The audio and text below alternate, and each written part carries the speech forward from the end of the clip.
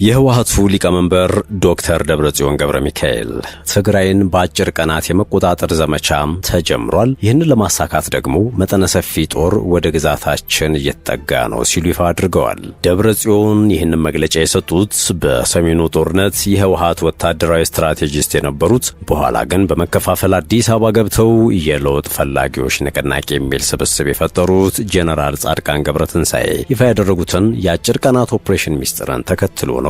ዝርዝር መረጃውን እንመለከተዋለን። መንግስት ለወልቃይትና ራያ አዲስ ውሳኔ አሳልፏል። ለቀጣዩ ምርጫ የታሰበውን የምንመለስበት ይሆናል። ከዚህ ውጪ ከሰሞኑ ኤርትራ የከረሙት የሳውዲ አረቢያ ከፍተኛ ባለስልጣን ዛሬ አዲስ አበባ ተገኝተዋል። እኚህ ሰው 4 ኪሎ ምን ይሰራሉ የሚለውን አካተናል። ጤና ይስጥልን ውድ ቤተሰቦቻችን፣ የዕለቱ የመረጃ ቅኝታችን ነው ተጀመረ። በመግቢያችን ላይ ያደመጣችሁት አበይት ነጥቦቹን ነው።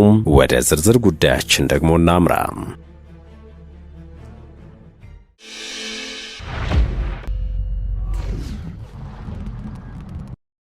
የህወሓቱ ሊቀመንበር ደብረጽዮን ገብረሚካኤል ትግራይን በአጭር ቀናት የመቆጣጠር ዘመቻ ተጀምሯል፣ ይህንን ለማሳካት ደግሞ መጠነ ሰፊ ጦር ወደ ግዛታችን እየተጠጋ ነው ሲሉ ይፋ አድርገዋል። ዶክተር ደብረጽዮን ይህንን መግለጫ የሰጡት በሰሜኑ ጦርነት የህወሓት ወታደራዊ ስትራቴጂ የነበሩት በኋላ ግን በመከፋፈል አዲስ አበባ ገብተው የለውጥ ፈላጊዎች ንቅናቄ በሚል ስብስብ የፈጠሩት ጄኔራል ጻድቃን ገብረትንሳኤ ይፋ ያደረጉትን የአጭር ቀናት ኦፕሬሽን ሚስጥርን ተከትሎ ነው። ጄኔራል ጻድቃን ገብረትንሳኤ ሰሞኑ ጦርነቱን የሚጀምሩት ከሆነ በአጭር ጊዜ እንዲጠናቀቅ እናድርገዋለን ሲሉ ይፋ አድርገው ነበረ። ጄኔራሉ አዲስ አበባ ከሚኖሩት የትግራይ ተወላጆች ጋር በነበረ ስብሰባ ላይ ይህንን ሲሉ የህወሓትን ቁልፍ ወታደራዊ ሚስጥሮች ሊያወጡ ነው ወይም ደግሞ ከፌዴራል መንግስት ጋር አብረው ሊሰለፉ የሚለው ጉዳይ መነጋገሪያ ሆኖ ሰንብቷል። ከሰሞኑ በሰሜን ኢትዮጵያ በተለይም በትግራይ ክልል ጦርነት እንዳይቀሰቀስና የሰላም አማራጮች ወደፊት እንዲመጡ በሚል የተሰባሰበው የትግራይ ኤሊት በክልሉ ዳግም ግጭት እንዳይቀሰቀስ እናድርጋለን ሲል ይፋ አድርጓል።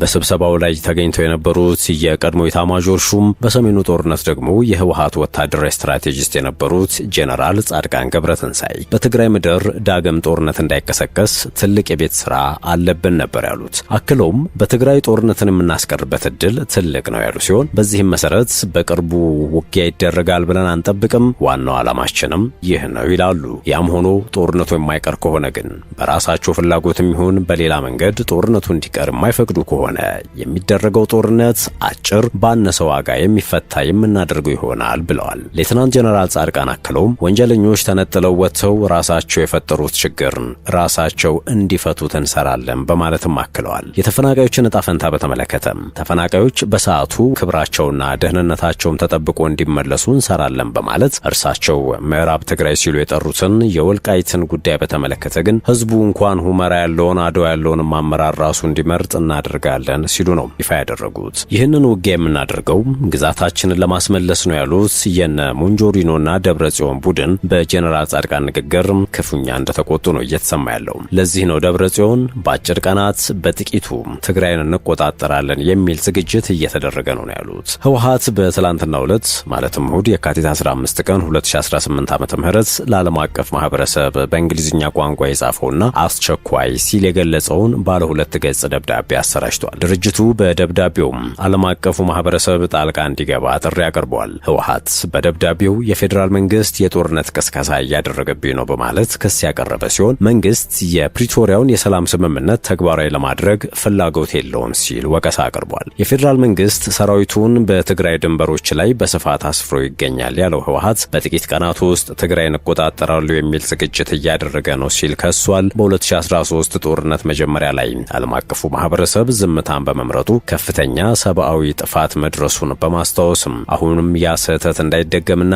መንግስት ወደ ጦርነት እንዳይገባ ግፊት እንዲደረግ ሲል በደብዳቤው ጠይቋል። ጦርነት ዳግም ከተቀሰቀሰ በትግራይ ብቻ ተወስኖ እንደማይቀርና መላው ኢትዮጵያን እንዲሁም የአፍሪካን ቀንድ ሊያናጋ እንደሚችልም አስጠንቅቋል። ህወሓት አሁንም ለመነጋገርና ለመወያየት ዝግጁ መሆኑን ገልጾ ይሁን እንጂ መብታችንና ክብራችንን ለመከላከል ቆራጥ ነን ብሏል። ድርጅቱ ተዳክሟል ስለሚባለው ጉዳይም በሰጠው ማብራሪያ አንዳንድ የቀድሞ አመራሮች ከድርጅቱ ቢወጡም ይህም የፓርቲውን ጥንካሬ እንደማይቀንሰው አስታውቋል። ይህ የጄኔራል ጻድቃን ንግግር የሰሜኑ ጦርነት ገና ከመጀመሩ በፊት ግጭቱን ለማስቆም በቅርብ ሳነጋግራቸው ነበር አድናቂያቸው ነኝ ካለው ጀዋር መሐመድም ተቃውሞ ገጥሞታል። ከሻቢያና ህወሓት ጽምዶ የተሰኘው ጥምረት ጋር እንደተሰለፈ የሚነገርለት ጀዋር በሰጠው አስተያየት ጄኔራል ጻድቃን በሀገሪቱ ካሉ ምርጥ የጦር ጠበብት ወይም ኢንተሌክቹዋልስ አንዱ መሆናቸውን ጠቅሶ ነገር ግን ይህ ጦርነት በአጭር ጊዜ ያልቃል ማለታቸው እጅግ እንዳስደነገጠው ገልጿል።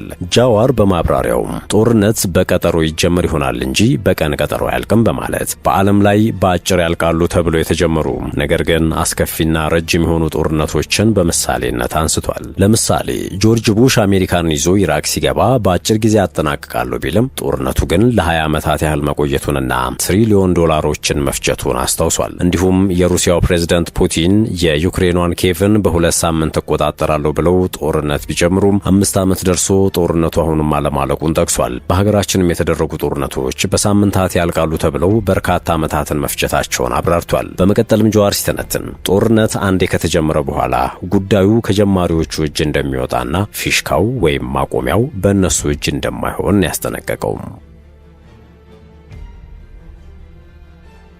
የዕለቱ የመረጃ ቅኝታችን እንደቀጠለ ነው። የተከበራችሁ የሸገር ታይምስ ቤተሰቦች ወደ ሌላኛው መረጃችን ስናመራ ደግሞ መንግስት ለወልቃይትና ራያ አዲስ ውሳኔ አሳልፏል። ለቀጣዩ ምርጫ የታሰበውን እንደሚከተለው እንንገራችሁ።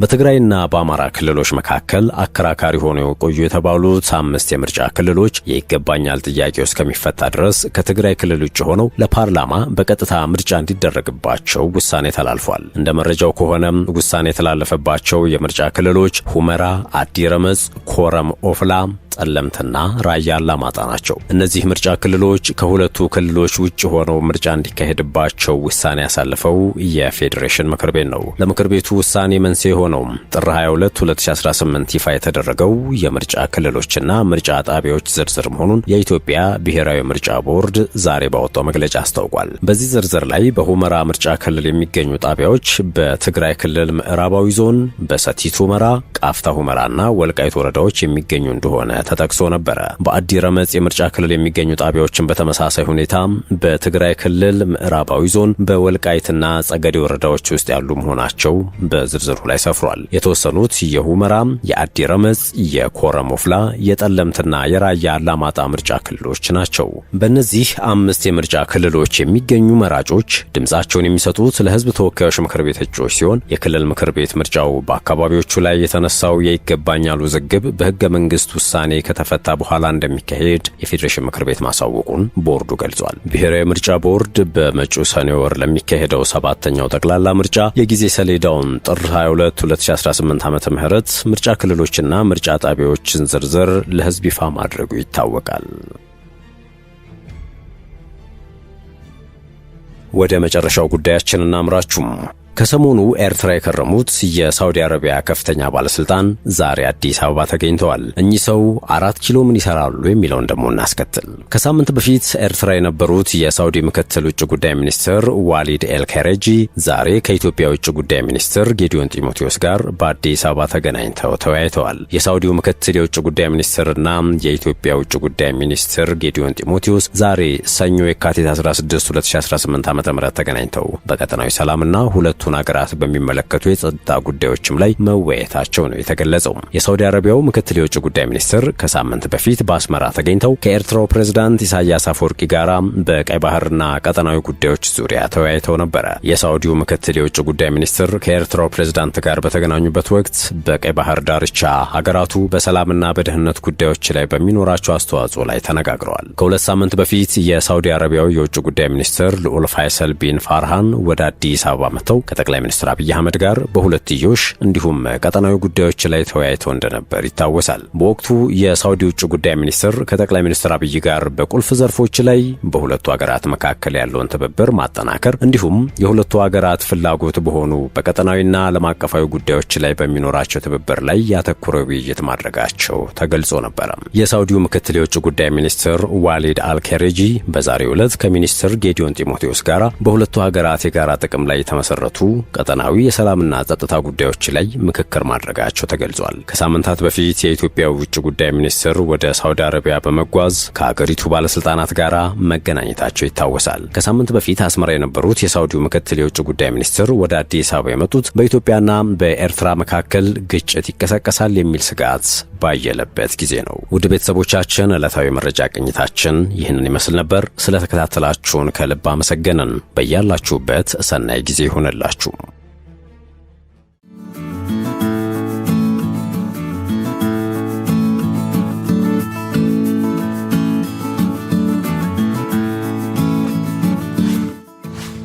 ሸገር ታይምስ ሚዲያን ሰብስክራይብ በማድረግና ደወሉን በመጫን ይከተሉን።